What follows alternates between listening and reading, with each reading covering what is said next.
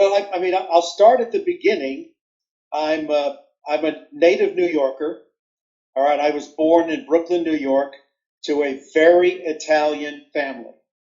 Okay, very Italian family in a very Italian neighborhood of Brooklyn, New York, and grew up with the expectation that I was going to get a real job. You know, a real job meaning manual labor. Um, but as it turns out, my father got into trouble with, shall we say, an Italian social club. Um, if you can use your imagination and think about movies that you've seen. Mm-hmm. And so we had to leave New York. I mean, we had to like get out of New York. And we moved to Hialeah, Florida. And we moved to Hialeah, Florida because that's where my grandparents, my mother's parents, had a house. And it was their winter home. And we moved there thinking it was only going to be temporary. But my father so upset these people in New York that there was no going back. And so suddenly, I mean, I tell people I went to sleep in New York and I woke up in Florida wondering why it was so hot and humid, you know, and realizing that we had now relocated there in a very small house. There was my father, my mother, my brother, my sister, and my grandparents. There was a lot of tension, right? There was just a lot of conflict and all that. And I sought any way that I could get out of the house. And in school, and I mean high school and high school, I discovered theater. And theater was my escape. And it was my escape in many, many ways. It was my escape in that when you are an actor, you become somebody else. Mm-hmm. All right, you take on the profile and the persona of somebody else.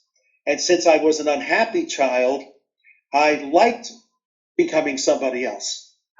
The other thing is you had rehearsals, and those were at night. So you got out of the house. Like when I was 16 years old, I bought a car.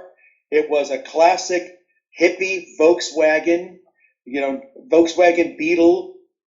And I spent as much time as possible in the theater. And that's what I thought that I wanted to do my entire life.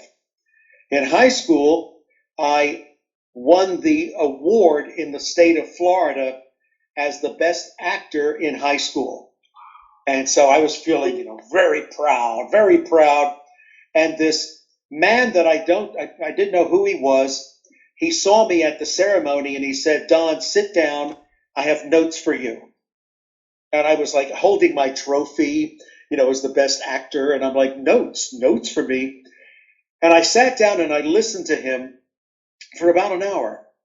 And all the notes he had were terrific. I mean, they were spot on. And finally I said, who are you? And he said he was the head of the theater department at the University of Tampa, which I didn't even know existed.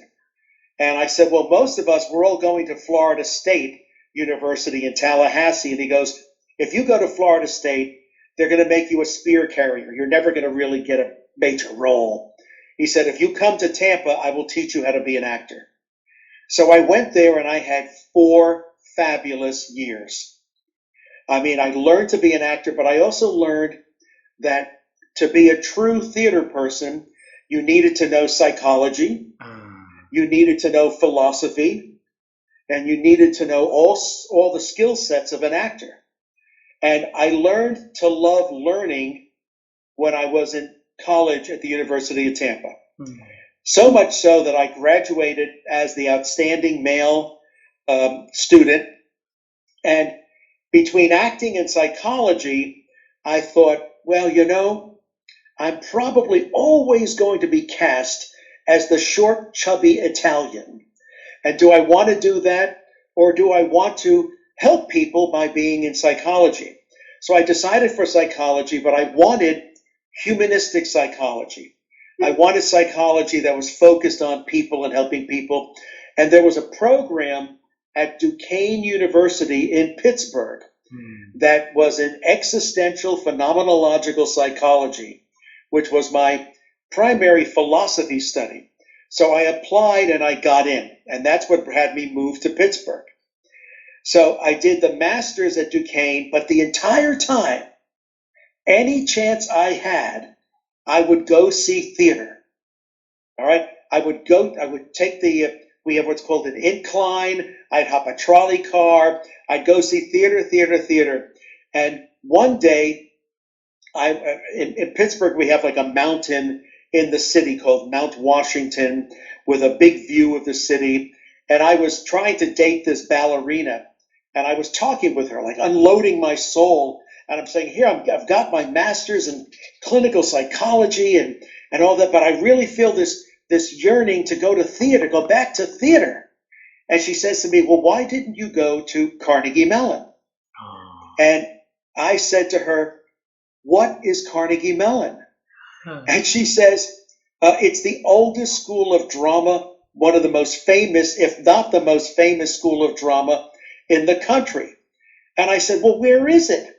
And she literally just pointed to this tall building that I could see on the horizon. And she's like, it's right over there.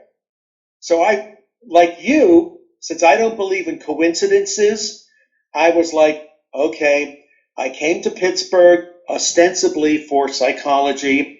I wanted to go to theater, and I discovered that the oldest, most famous school of drama is here. So I go over there, and I say to them, I'm interested in a PhD program. And they say to me, oh, we just got rid of our PhD program. And I was like heartbroken. It's like, you got rid of it? And they go, yeah, but some of our professors have gone over to the University of Pittsburgh, which is next door to Carnegie Mellon. So I went there, I knocked on the door, and I met this man whose name was Attilio Favorini, who was an Italian from Brooklyn. Okay? We hit it off. I got a scholarship and joined the PhD program there. I had 5 wonderful years. Wow. I worked with my mentor. His name was Leon Katz. We did something called the floating theater, and we would bring in, this is like 1977 to 81, we would bring in the craziest theater from New York, from anywhere, like the most bizarre, far-reaching, challenging theater. And it was an incredible education. But then, in 1981, I was finished with classes, and it was like, well, what am I going to do now? And a student of mine, a former student of mine, was at Carnegie Mellon and said, they're looking for an assistant to the head of the drama program. Now, the drama program, again, is the oldest school of drama in the country at Carnegie Mellon. And I thought, well, let me apply to that. I'll apply to that. And I asked my mentor, Leon Katz, to write me a letter.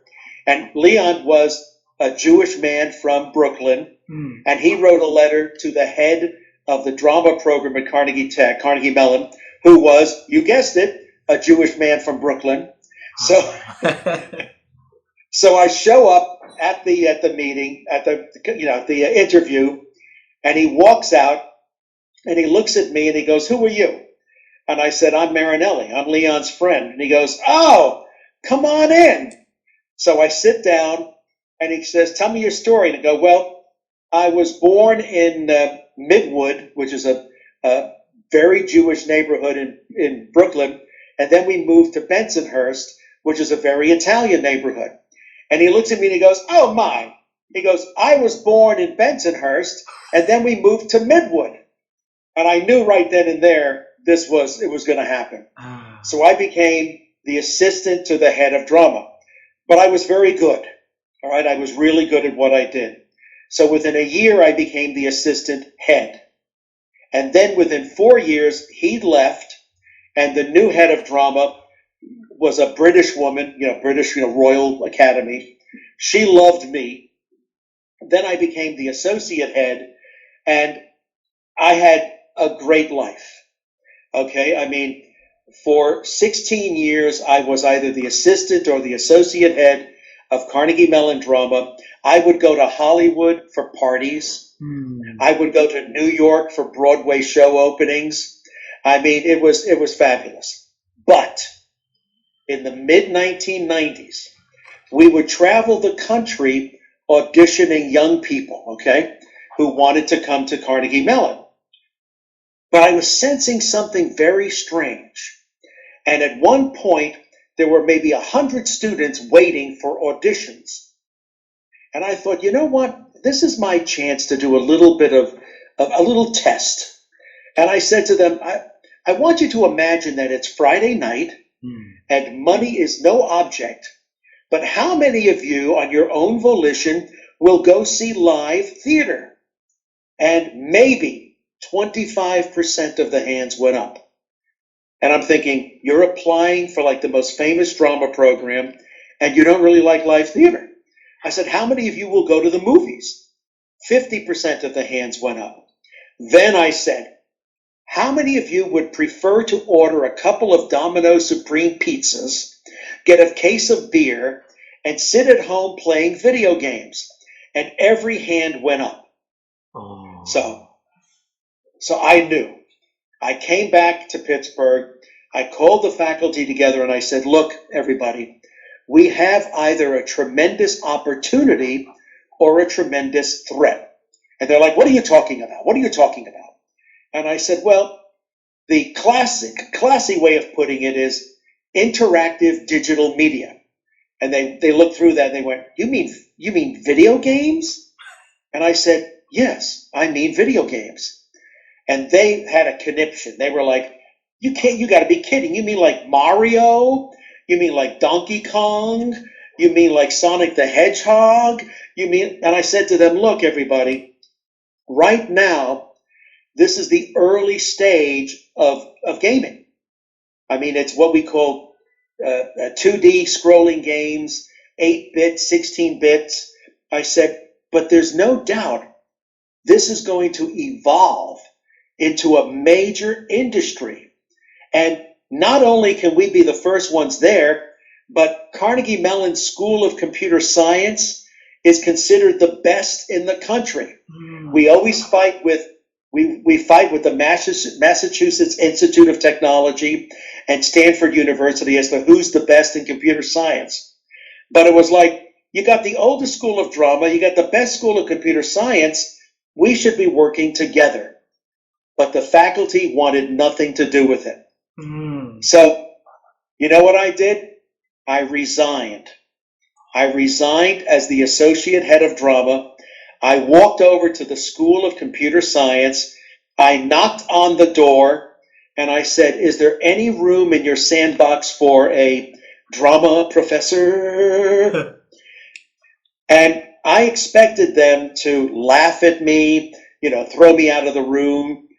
But instead they said, Don, we would be honored to have you join us. You would bring a whole different mindset of storytelling, character development, immersive media. And if you were to join us, we might start having good parties. So I then said, this is great. Can I have a big raise too? And they went, no problem. So I went over there, and for 2 years I learned about computer science. I worked on some projects, the whole time wondering, what am I doing here? I'm not a geek and what have you. But within 2 years, they introduced me to Randy Pausch. Okay? Randy had just come back to CMU, to Carnegie Mellon. He had been down in Virginia, I believe, or North Carolina. And he came back and he started to do something called building virtual worlds.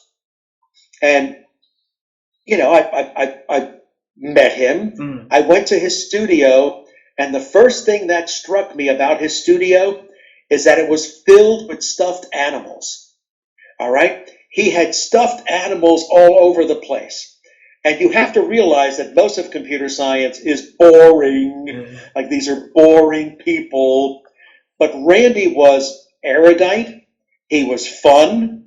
His students loved him, and it was like, wow, this is a different. This is not your normal computer scientist. And then the dean of computer science had been on a committee at the University of Southern California in Los Angeles. Now, this again is in the 90s, right? And he was there, and he said to them, to the School of Film, that the film industry is going to become digital, right? It's going to become digital and computerized. And what they should do at the University of Southern California is create an entertainment technology center to focus on the computerization of the filmmaking process. The dean's name was Raj Reddy from India. Raj Reddy, R-E-D-D-Y. First name is Raj, R-A-J. AJ. Then he came back. Then he came back to Pittsburgh, and he was like, "Well, wait a minute. We've got the School of Drama. We've got computer science. We've got this crazy drama guy who's already into computer science. We've got Randy. Let's bring them together to form the Entertainment Technology Center." And so I tell people it was what we call in America a shotgun wedding. It was like, you two are going to work together. Now, I'm sort of an alpha male. I'm used to running things. Randy's an alpha male. He's used to running things. And people were like, I don't know if this is going to work. I mean, one of them might kill the other, And so Randy and I sat down, and we both had to admit, it was like, we're going to have to work together, which means we're going to have to be honest with each other, because we shared an office. We shared an office. We shared a desk for the first few years. And I finally said to him, Randy, I've got to be honest with you. I really don't know what you people do in computer science. I said, I know that it involves zeros and ones, and that's about it. And then Randy looks at me and he goes, Don, I got to be honest with you. I don't really know what you theater people do, except it seems to involve a lot of hugging and kissing. He said, if you promise not to hug and kiss me, we should get along. And I was like, you have nothing to worry about. And so we spent 6 years educating each other. And I'll give you an example of that. We shared an office. The Entertainment Technology Center, half of our students were from computer science. The other half were from the arts, from music, drama, design, art, you name it, okay? And so a computer science student would walk in to see Randy and explain some things to him, and Randy would say something like, you're going to be caught in an infinite loop. And then the kid would leave, and I would say to him, okay, what's an infinite loop? I said, I was on one in 1969 in Miami through marijuana. I mean, what's an infinite loop in computer science? He would explain it to me. Then a creative would come in and see me and tell me a story and all that. And I would say, the problem here is you're playing the subtext, okay? The kid would leave and Randy would go, okay, you criticized him by saying he's playing the subtext. What does that mean? And I would go, when you're playing the subtext, that's what this means. So that went on for 6 years. Wow. And it was a great time. We were all about working for industry. So we worked for both for-profit companies like Disney Imagineering, like DreamWorks, like Electronic Arts, gaming companies galore and all that. And then we also worked for like children's museums or science centers or hospitals. And it was great until Randy's father was diagnosed with cancer, right? And Randy had, and a lot of this isn't even in the book, all right? It's not in his book. Randy had a fantastic relationship with his father. I did not. I was like jealous of it, right? So he had this fantastic relationship, and he said to me one day, I can't do this anymore, this being he and I running the ETC, because my father is dying and I want to be there for him. So he resigned and I took over. A year later, his father had died and Randy was diagnosed with pancreatic cancer. And thus began the whole last lecture and all that. And And then I ran the ETC from 2005, 2006 to 2012, and I made it global. And when I say global, what we had was so exciting that we had a visitor who was the governor of the state of South Australia. And he came and he said, we want this. So we set up ETC Australia in Adelaide. Then one day I got a call in my office from the front desk and they said, there's a delegation from Japan here. They want to see you. And I was like, okay, send them up. And it was a delegation from the city of Osaka. And they laid out this blueprint for ETC Osaka, Japan. And they're like, here's the building we'll give you. And I was like, okay, let's do that. And then I had a business partner in computer science who was from Korea. All right. And Korea became like my second home because we had what are called dual degree programs with Korea, with like 10 universities. And I was constantly going to Korea to give talks and all that. And Korea was paying to send their students to the ETC. Then I had a meeting with Electronic Arts in Silicon Valley. And it's a very funny story because we would send our students to California all the time to see these companies. And we were there with my students. Randy had already resigned, and like the head of Electronic Arts said to me, Don, I've got to tell you something that's really going to upset you. And I said, oh, great. Just what I want, to be upset. And I said, what is it? And he goes, well, we're about to give the University of Southern California $8 million and tell them to build a program just like yours. And I said, you know what? That is upsetting me. I mean, because we've got it. It's here. You're telling them to basically copy me, copy the program. And they said, well, the thing is, we want to sit down with George Lucas. We want to sit down with Steven Spielberg. They're on the board. We're basically buying a seat. Okay? And I said, so what are you going to give me? And they said, nothing. And I said, oh, no. I'm an Italian from Brooklyn. I got to get something. And they go, well, what do you want? So I looked around and I said, how about a wing of your headquarters so I can create ETC Silicon Valley? And they were like, okay. So we had ETC Silicon Valley, which went on until like 2016, 15 or something like that. So my goal was, I would say to my students, you have 4 semesters. All right, it's a graduate program. I said, why not spend it on 4 continents? Okay, come to Pittsburgh for the first semester, and then I will create projects all over the world. Very quickly, Europe came on board. So there was ETC Portugal. Then there was ETC Barcelona, Spain. And the last one was ETC Manchester, England. And my job was to find the projects all over the world and then say to the students, okay, where do you want to go? What do you want to work on? Do you want to work on a game project in Silicon Valley?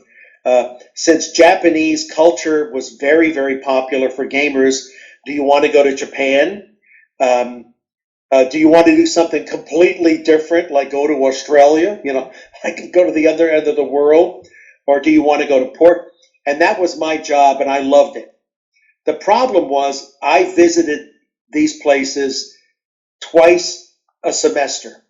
So all I did was travel around the world, going to these schools, these campuses, to make sure things were running well. And by 2012, I was tired.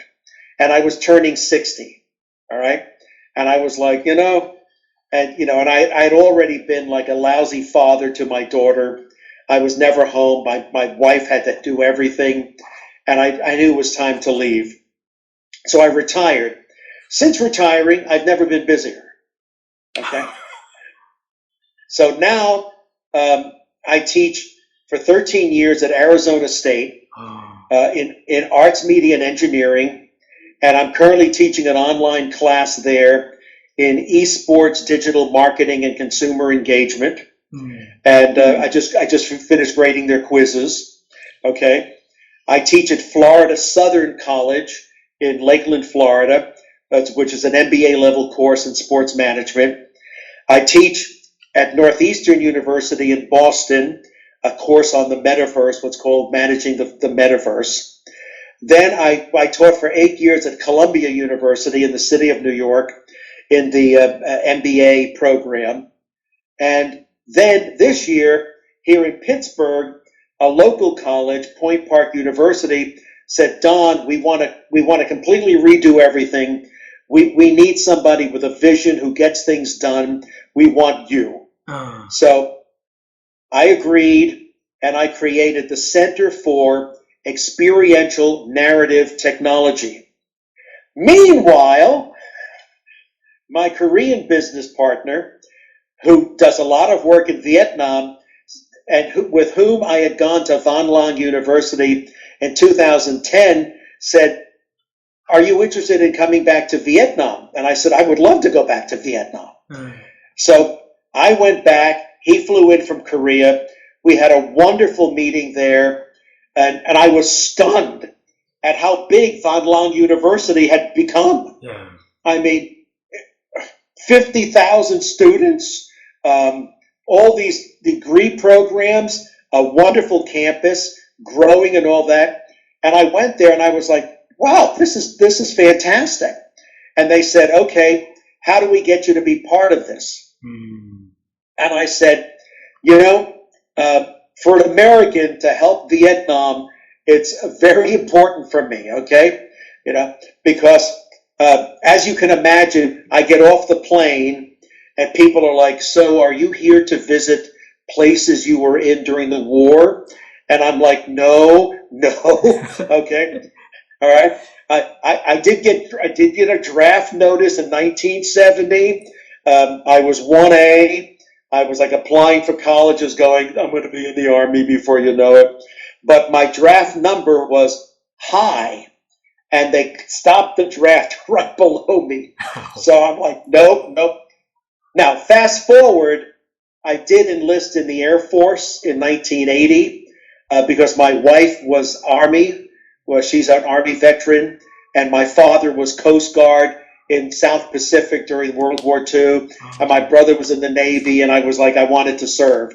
So I was an education specialist in the Air Force Reserve for 6 years. But so with Van Lang, I'll be teaching a game design fundamentals course starting next month. And I'll be doing that with 4 faculty members at Van Lang. And then meanwhile, they want me to maybe teach an intro to esports management course. And I'm like, I'll teach everything, It's all online. I mean, everything that I do is from this seat, okay? Wow. Except for Point Park University, which is a 15-minute drive downtown Pittsburgh, right? So I have to admit, I've got a great life. I mean, I've got no complaints. I remember years ago, decades ago, when it looked like I was going to become a teacher, and part of me was actually sad because I thought I could be a great actor and all that. And one of my mentors at the University of Pittsburgh said, Don, never forget teaching is a noble profession. And at first I was like, yeah, right, okay, it's a noble profession. But you know what I've learned 50 years later? It's a noble profession. Yeah. Okay?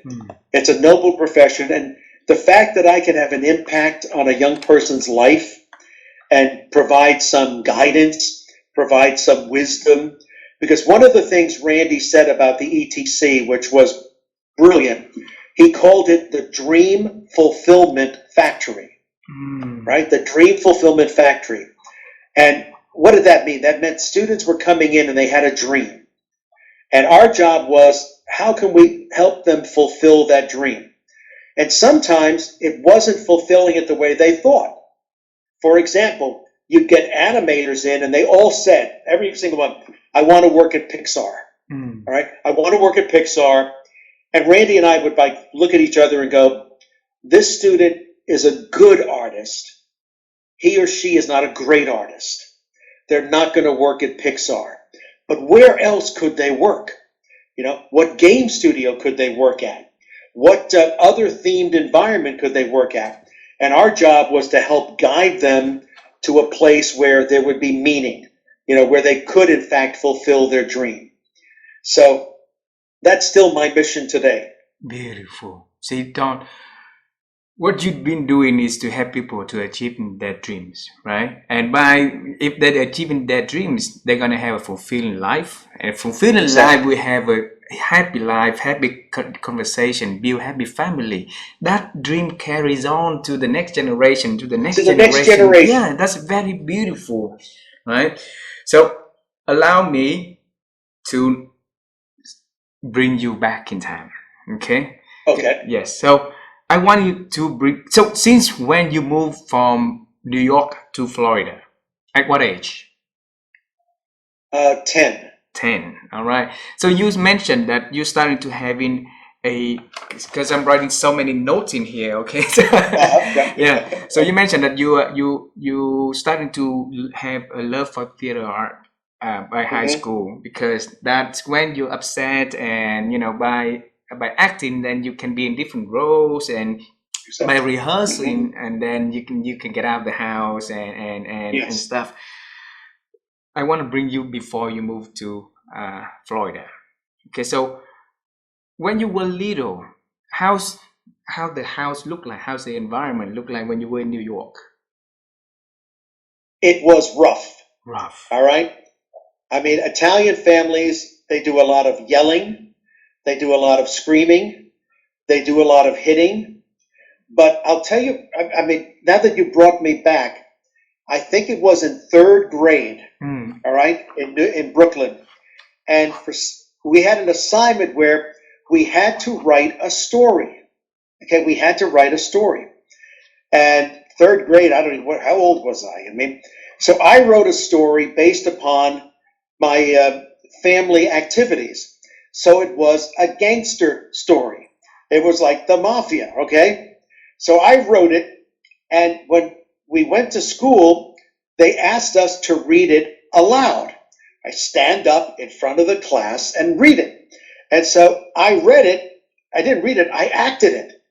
And it would be things like, because I still had my New York accent, it'd be things like, and so the car turned the corner, and the machine gun came out of the window, and the bullets were flying all over the place.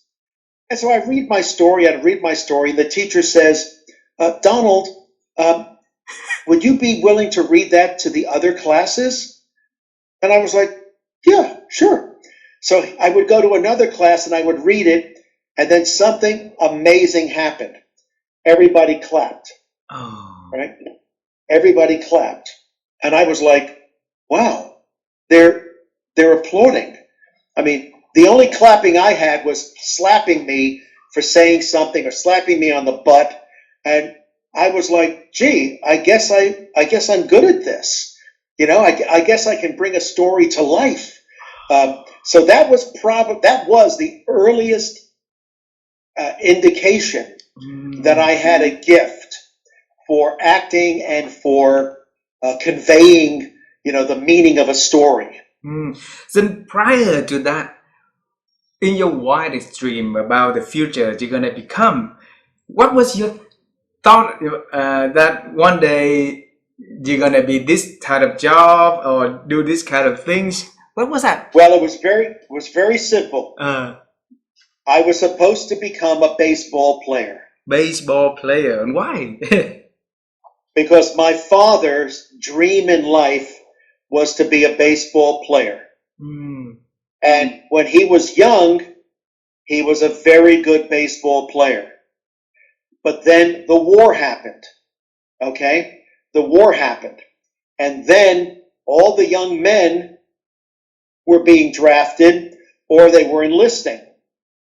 So my father put that dream on hold, and he enlisted in the United States Coast Guard. But the Coast Guard they had what were called Army freight supply ships, these small ships that sailed from New Orleans to Australia to New Guinea to all the islands in the South Pacific, supplying the ammunition, the money, and all that to the troops. So when he got back after the war, he went back to baseball, and he was invited. In fact, he got letters of invitation from the Brooklyn Dodgers, the New York Yankees, and the New York Giants. And he went to spring training, but something happened. He basically flunked out. Something happened. We still to this day don't quite know what happened. But he left and went back to New York and was very bitter, or was very bitter towards baseball. But I was the first son, the eldest son, and his dream for me was to become a baseball player. So when I was a child, he bought me a glove, bought me a ball. We would play catch in the backyard, all that sort of stuff. So that's what I was supposed to be. In your family, was there anybody else gifted in theater arts that you can genetically inherit that dreams or so? Interestingly enough, I had a great uncle who I never met. All right. I had a great uncle who I never met. He was my maternal grandmother's brother, who it turns out was involved in producing Broadway shows. But I didn't know this. I mean, he died when I was like 10 years old. Okay. I never met him. And it turns out, to be honest with you, he was homosexual. And so in my family, that was like, oh my God, I mean, that was a shame and embarrassment. But after he died, I had to go through his papers, and all I found were scripts. All I found was correspondence that he had communicated with producers and all this. And it was like, well, you know what? There is a theatrical gene somewhere here. All right. Wow. Now that did not go over with my father, because he knew that my uncle was gay. All right. And his concern was that, my God, if I'm going into the theater, my son is gay. And I was like, Dad, you have nothing to worry about. I love women. Okay. I love women. In fact, part of the reason I got involved in theater was because in the late 1960s, those were some of the loosest women, okay? I mean, they were, it was hippiedom. So, so there was some theatrical involvement there. So in Florida, you wasn't happy at a teenager in Florida, so he's trying to gain away. And how's a day look like to you back then? Still remember? Well, we all had our bicycle. I would ride my bicycle to the high school. And it's funny when we're talking about this, because 2 days ago, my high school teacher, who had the biggest impact on me and my life, died. She was 86 years old. Sorry. She was my high school drama teacher who saw talent in me, all right, she always cast me in the lead roles. She taught me how to be a good actor. She was terrific. And it's funny because she ran a professional program in high school. And throughout my years, even at Carnegie Mellon, sometimes I would see things and I would say to them, you would not qualify for my high school drama program, all right, because we had very strict discipline. We would never do these things, etc. So I've been thinking a lot about her and the impact she had on my life. So it is kind of, again, there's no such things as coincidences. So it's kind of interesting we're having this conversation when, I sent a note to her wife, to say what an impact this woman had on me and what she taught me and how I've tried to live up to her standards my entire life. And I'd like to think I succeeded, You are. And then it's, if we have a lot more of her and you in that profession, look at teaching is really a noble profession, right? It is. And that's why when I see teachers who have kind of like given up, or who are just, coasting, doing the same thing over and over again, I can't do it. And it's funny because even though my classes are online, I redo the subject matter every semester because things have changed. Things change very quickly. They move at a rapid pace. Yeah. And so, I've had other people at schools going, well, we'll just reuse the same content because it's an online course. And I'm like, no, we can't do that because this might be the first and only class they have with me. And I want them to realize that Don cares about them, and I'm going to give them the best. It's funny because my father's favorite baseball player was an Italian-American named Joe DiMaggio, all right? And Joe DiMaggio was famous for always giving 110%.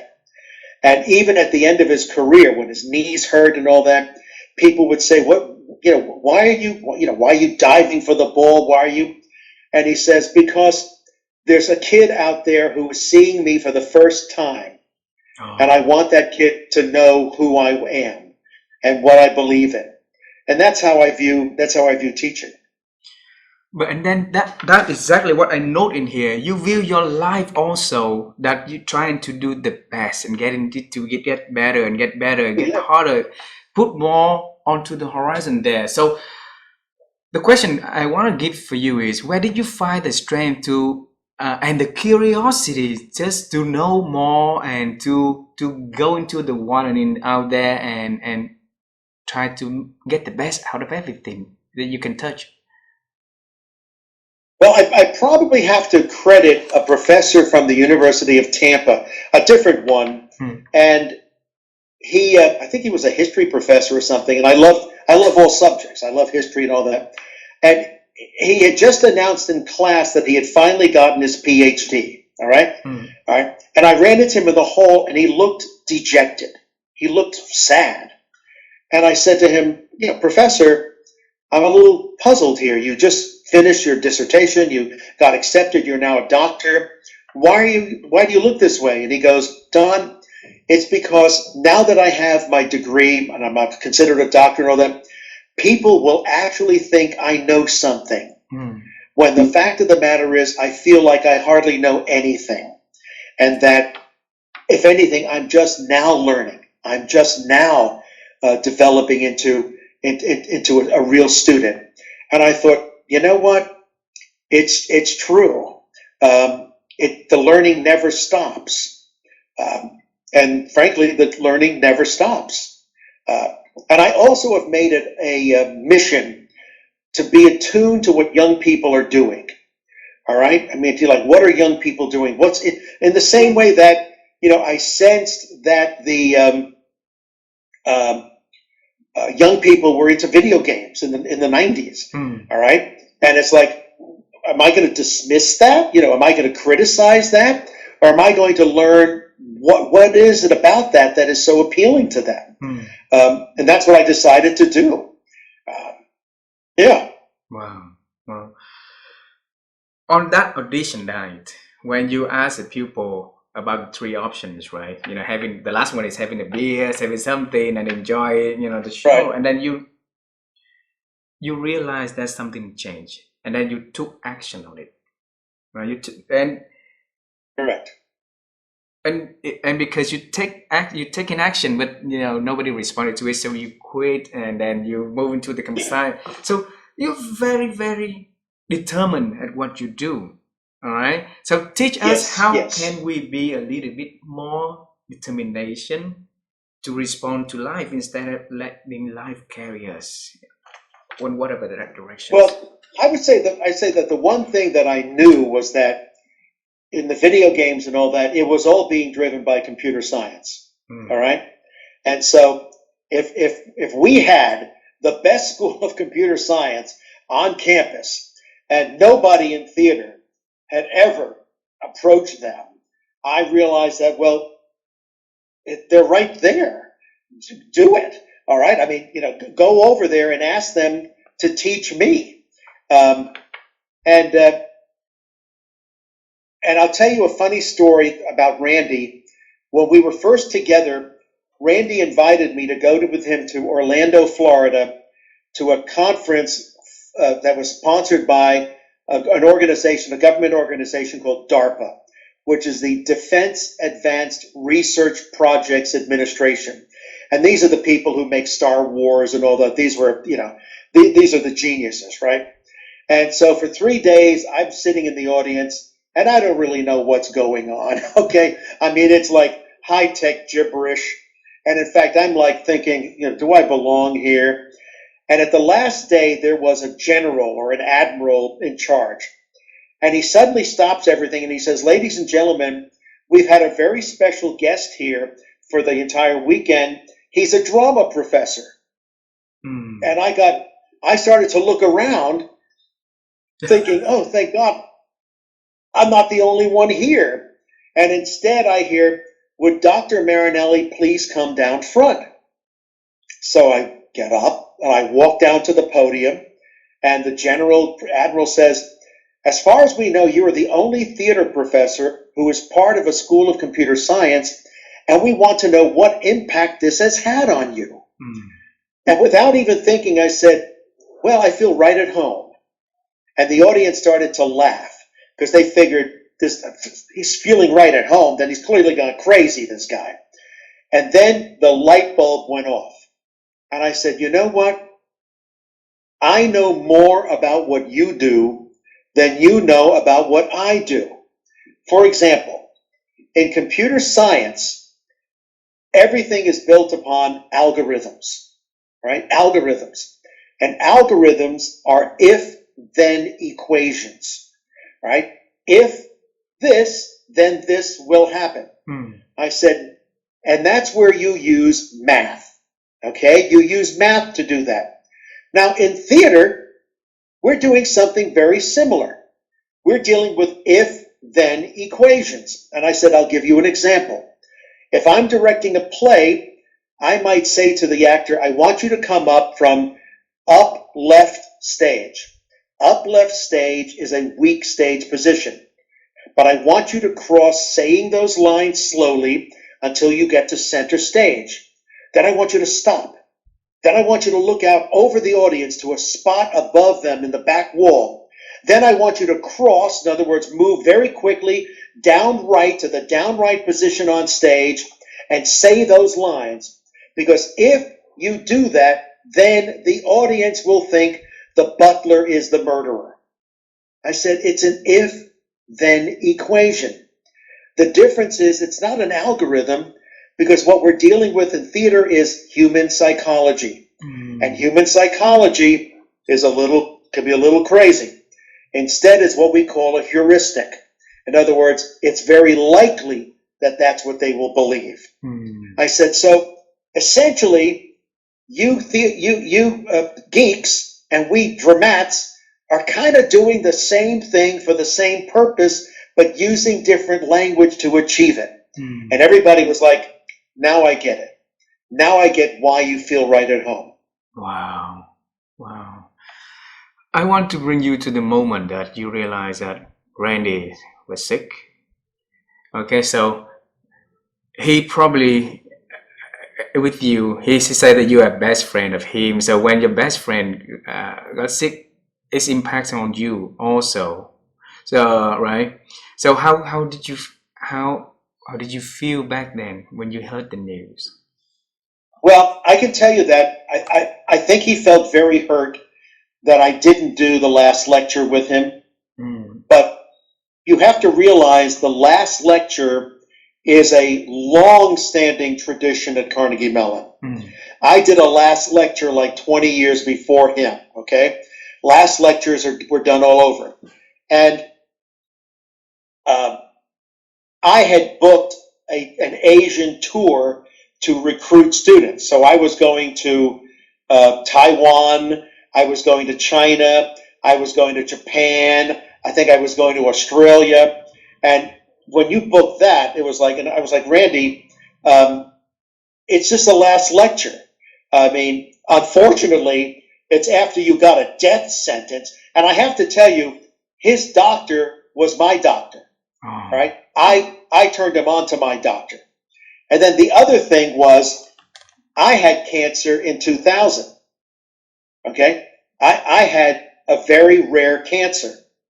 And at that time, Randy was like, well, look what you people eat. You Italians eat like anything. Because Randy ate the same thing every day for lunch. White bread, a little mayonnaise, and a slice of bologna or something like that. So when he called me up and he said, guess what? I've got pancreatic cancer. My normal reaction is to default to humor, all right, to humor. And I said, that really pisses me off. I said, I had cancer. Now you have to have cancer. And you have to have a worse cancer than my cancer. And he chimed in and he goes, yeah, but you had a rarer cancer than my cancer. And I went, you're right. I said, so we both win, right? And it was what we call gallows humor. Gallows humor is where they hang people. So it was like death humor. But nobody had any idea that the last lecture was going to explode the way it did. All right, nobody had any idea. And it was because Jeff Zaslow, who was a Carnegie Mellon alum, was in the audience, because it was a very touching time, right? It was very touching. And he wrote for the Wall Street Journal. Okay? And so after the last lecture, he wrote a column in the Wall Street Journal about this. You couldn't make this up. A professor who's told he's got a death sentence in pancreatic cancer being asked to deliver the last lecture like the day afterwards. And then that got picked up and it went viral. All right. And it just took off. It took off. And all of us were like, huh? Like, what's happening? Because the letters started to come in. I would get inundated with letters from people with cures. It's like, here's the cure for pancreatic cancer. Tell them to take this. Or here's the prayer for pancreatic cancer. And meanwhile, Randy was like, leave me alone. Okay? All right, leave me alone. He's like, every crazy person who's got the cure for pancreatic cancer is going to come out of the woodwork. And I'm like getting these letters going, well, what do you want me to do with them? I don't want to like burn them or anything. But he was like, don't send them to me anymore because it's too much. But he was a gallant man. He was very, very gallant.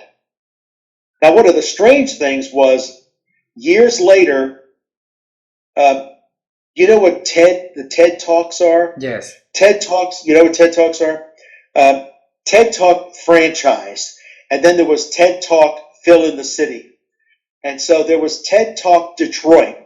And I was invited to come there, but I was invited to come to talk about a topic that I'm very wise about, which is Italian futurism. But Jeff Zaslow was on the same agenda to talk about the last lecture. And so I'm sitting in the audience in the front row, and Jeff Zaslow gets up and he's like, well, ladies and gentlemen, I'm here to talk to you about Randy Pausch, the last lecture. But I have to be honest with you, sitting in the front row is his partner. I mean, that's Don Marinelli, who was the tornado that Randy talks about in the last lecture. So, Don, kind of like, forgive me, but I'm going to talk about what you lived through. And I was like, hey, go right ahead, Now, here's where it gets weird. Shortly thereafter, Jeff was driving. He drove up to northern Michigan because he was what's called a ghost writer. All right. In other words, he would write the books for people, and usually he was anonymous. But for the last lecture, he got credit. Then there was a plane accident in New York City where a U.S. airplane landed in the Hudson River. It became very, very famous. Yes. And the captain was named Sully. Sully. All right. It became a movie and all that. Jeff Zaslow wrote the book for Sully. Okay. And Jeff had then was writing a book on bridal stores stores that cater to brides' weddings and all that. And he was driving back from northern Michigan in a snow squall. His car skidded out of control. He hit a semi-trailer and was killed instantly. Oh. So it was like, my God, Randy, last lecture, is no longer with us. Jeff Zaslow, who wrote the book, is not with us. And do you have my book about the last lecture? Yes. Yeah, the Comet and the Tornado? Yes. Okay. So then I was approached to write it, to write because Jeff, when he was writing the book, he would always call me and he'd go, Don, did you and Randy ever talk about this? And I would go, well, I tried. Or he goes, well, it's not in the book. And I go, well, it's a good story. I'll put it in my book. So, my book became the book of the month for Barnes and Noble in April of 2010. Yeah. So that's my story. Wow. It's a beautiful story. So far, I know that we asked for an hour, but the story is so beautiful. Is that okay? We'll extend a little bit more to talk. Sure, a little bit more. Yes, I want to bring you to the moment that you lead in ETC and bring it globally. Okay, so you brought it to Australia, you brought it to Barcelona, you brought it to Portugal, you brought it to Osaka, Japan, you brought it to Silicon Valley, brought it to Korea, and make it global present. So how do you feel to put something that you and Randy put together and now making it global? Well, it meant a lot to me because I'm pretty much a global citizen. I'm a loyal American. Don't get me wrong. All right. I'm a loyal American, but America is a pretty insular country. We've been told so long we're like the best, the greatest, the blah, blah, blah, blah, blah, blah. And I'm like, but that's so narrow-minded because you don't see the beauty of the world. You don't see the wonder of the world. Australia it's an incredible country. It's a continent, for God's sakes. 3/4 of the country is desert. Japan was the enemy. Okay. It was the enemy. And one of the things that struck me was I had some rich people that sponsored the ETC, one of whom was a World War II veteran, fought on Iwo Jima, okay? And he had no animosity towards the Japanese, all right? And he came with me to meet the mayor of Osaka and sit on a panel to discuss new technologies and all that, because his belief was, you know what, they were doing what they were told by their government, and I was doing what I was told by my government. It was hell, it was wrong, but let's make up for it. Now Japan's an ally, right? Look what Japan did to Vietnam, all right? It's like, China was an ally, and now it's like, what the hell? We got China problems now? What's going on here? And some of the best food I've ever had is in Barcelona, Spain. Okay, the best octopus I've ever eaten is in Portugal. All right, and in England, the project that the kids worked on was with Sir Peter Maxwell Davies, who was master of the Queen's music. All right, and it's like, oh my God, this is like a Harry Potter novel, the master of the Queen's music, I met Prince Philip. Okay, I was invited back over to Manchester for the royal opening of the school and of BBC, and it's like I'm sitting there chatting with Prince Philip, and all I'm thinking is an Italian kid from Brooklyn, New York, all right, who failed as a baseball player, and whose family was, run out of New York because of mafia stuff. And here I am chatting with the Queen's husband. What a world, what a strange world this is, and how thankful I am for all that's occurred. So I'm a big globalist, right? Which is why Van Lang University is creating a center just like the center I am creating in Pittsburgh. Mm. And the goal ultimately is for Van Lang students to come over to Pittsburgh, for Pittsburgh students to go over to Van Lang, and until that happens, that we're going to share online the games, the work that the students are doing, both places, so that we can share and learn from each other. Beautiful, beautiful. So, a few last questions. By 2012, after broad ETC Global, it's not easy to let go of your baby child, right? So you must be sitting there somewhere, and before you make that resignation to yourself to that role again. So how did you feel to step down and move into the next? I was tired. I was burned out. I was noticing physically that I can't sleep on an airplane. It's very difficult for me to sleep on an airplane, and so I would have to take drugs to go to sleep. I mean, legal drugs and all that, but it would ruin me. And I thought it was time for somebody younger to take over.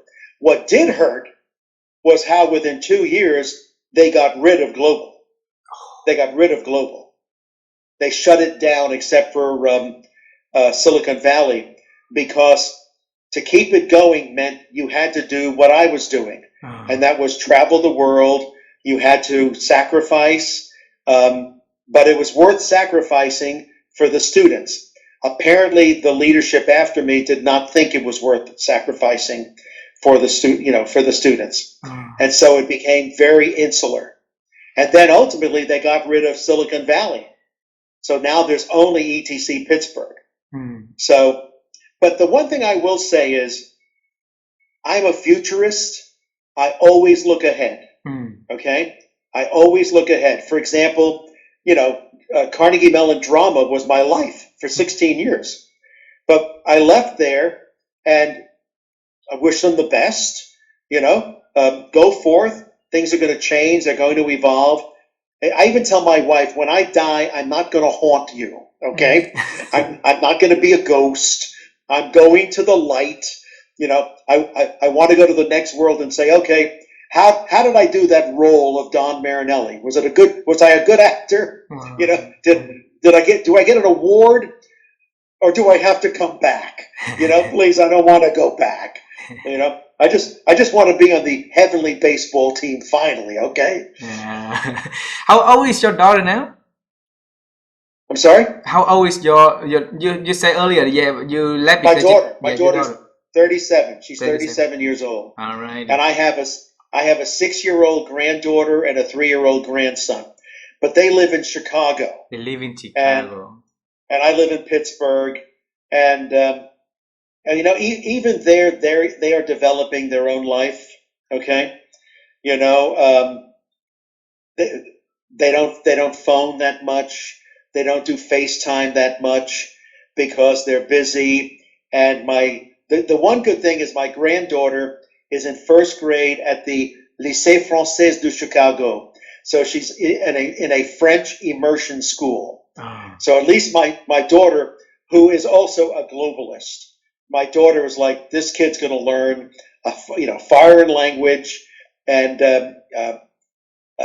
in fact, when they go on vacation, they go to Denmark, they go to Ireland, and I'm like, you're traipsing to Europe with a 6-year-old and a 3-year-old, and it's like, yeah, because I want them to, because look at the impact it had on me. Because my daughter went with me to all these places. Beautiful. All right, she went to Australia, she went to Japan, she went to England with me. So she traveled with me all the time. So how have you been? How do you feel over the past 12 years, since 2012 until now? How the journey to you? It's been rewarding because of the number of people that have reached out to me and said, Don, you have knowledge and wisdom and experience, and we want some of that. Okay, and so it's been very rewarding in that regard that that people value me and that I have value to the students and all that. So. I mean, I also tell them that, if my daughter ever moved back to Pittsburgh with the kids, I probably would step down from a lot of what I'm doing so I could be a full-time grandpa. But then again, looking at these kids, that ain't going to happen. That's not going to happen. So I'll keep working. And the other good thing is I continue to travel. Like on Saturday, my wife and I are going to fly to New Orleans and take a Mississippi River cruise. And earlier this year, we took a cruise through the Great Lakes from Milwaukee to Toronto, Canada. And we just booked a train from Toronto to Vancouver, Canada in February. And we just booked a cruise from New York up the Hudson River. So I get out and do things.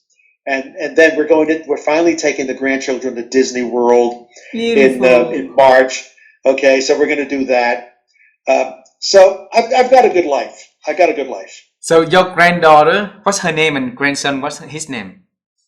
My granddaughter's name is Sloane. Sloane. Sloane. Sloane. It means warrior in Old Irish. Okay, Sloane. Okay. Sloane, yeah. Yeah. And my grandson's name is Ansel. Ansel. Ansel and Sloane. Ansel, I have no idea why, but that's what they named him, so that's his name. All right. Okay. So Ansel is 3, and then Sloane is 6, right? 6, yeah. Okay. So I want to bring you to when you were similar age to them. Let's say put in the middle. Let's say 4.5. Okay. So now you have Ansel at 3, you have you at 4.5, and then you have Sloane at 6. And you tell the 3 of them about your career, your journey over the past 72 years. In short, what would you tell them? I just found a photograph of me when I was 3 years old visiting the grandparents in Florida, which would ultimately become my home. And I would say to them, you know what? You have no idea what's in store for you. Okay? I mean, here's 3-year-old Don visiting Hialeah, Florida to see the grandparents, not knowing that, 7 years later, we would move in and I would be thrust into a whole new environment, a whole new culture and all that.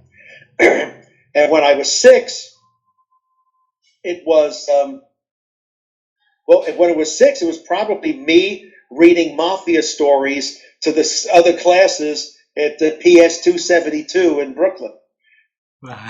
So guess what? I would find myself reading stories and writing stories and creating stories and enabling stories for the rest of my life. Beautiful, beautiful. The last question. Don, my wife and I, we've been on the quest to help people to improve their ability to think. And we believe that there's so many things that impact on our thinking capability today, so that make us diminishing our ability to think. So if every chance we got to talk to experts or great people, we ask this question. I would love to hear from you. So how have you been growing your ability to think over the years? When Randy and I were starting the Entertainment Technology Center, before we had students, we would fly out to California and meet with the heads of all these companies that we knew that our students would want to work for. And so we went out and we met with Pixar. Now this is Pixar right after they made Toy Story. Okay, so they were still the little company that could in San Rafael, California, in Marin County. And Randy and I were like taking bets because we were going to ask them, being John Lasseter, the Chief Creative Officer of Pixar, and Ed Catmull, the Chief Technology Officer, if there is only one class that they would want every Pixar employee to have taken, what would that be? And so in the hotel, Randy and I are like, oh, they're going to want C++ programming. No, they're going to want C# programming. No, they're going to want this. We go meet in the meeting, we ask that question, and Ed Catmull, the Chief Technology Officer, says, improvisational acting. And I'm like, huh? Because I had suggested improvisational acting back in Pittsburgh before the trip, because I viewed it as the only living example of non-linear storytelling, which is what it is, because you don't know what's going to happen, but you've got to be on your toes for when the ideas come, when the actor says something. And I said to Ed Catmull, wow, why do you say that? And he says, because it's the best team building exercise. It's team building because in improvisational acting, it only works if your response to everything is yes and. Yes and. So I might start off saying, okay, it's a domestic story, and we're all in the kitchen, and I'm going to be mother, and you're going to be the father. And then all of a sudden the father says, well, I've got something to be honest with you. I'm actually an alien from outer space. You don't sit there going, well, that's stupid. That's stupid. Instead, you've got to go, okay, didn't see that coming. All right, let me build upon that. Uh-huh. And so I've always made it a point to willfully engage in something I don't know, but which is popular among a particular demographic, like young people. Esports was that, okay? Esports. I didn't know what the hell esports was until, like in Korea, they have what are called PC bang, and bang is Korean word meaning room, so PC room, and you go in there and they're playing video games. It's like, okay, all right. But it was from there that they started to do esports. And it was like, wow, what is this thing? Called esports. And I started to hang out with them, knowing that I don't play those games. My fingers ain't going to do what you can do. But clearly you're fascinated by this. Clearly you're immersed in this. So why? What's the appeal? And that's how I learn. I listen to them. I ask questions. And the funny thing is, I'm now considered an expert on the esports industry.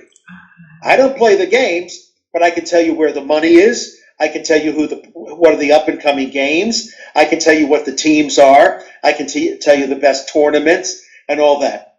So, and all of that is by approaching people that know more than I do, saying, teach me or let me learn from you. Oh my God, beautiful. Donald, thanks a lot for spending your evening joining and sharing your amazing stories. And I really look forward to the spring to come so that we can sit together, have a cup of coffee, have some food, and enjoy the conversation in person. That would be wonderful. I consider it's going to happen, okay? It will happen. I look forward to it too.